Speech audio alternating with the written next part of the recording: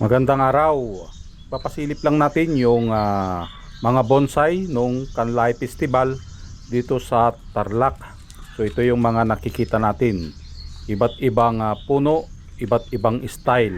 So katulad niyan, formal upright, informal upright. Yan yung mga nakikita natin. Ito din yung naipakita natin, yung windsweep.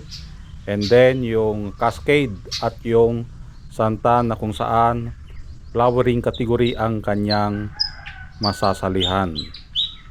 So maraming nanonood at marami ding namangha sa mga bonsai na entry dito sa Kanlay Festival na ito.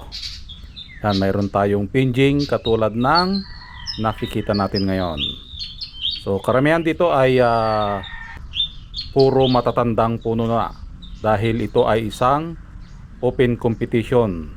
So kapag sinabi mong open competition, ito ay pwedeng sumali yung karatig lalawigan katulad ng Pampanga, Bulacan, Nueva Ecija, Pangasinan, lahat na kasali sa Philippine Bonsai Society na kanilang mother club ay pwedeng sumali.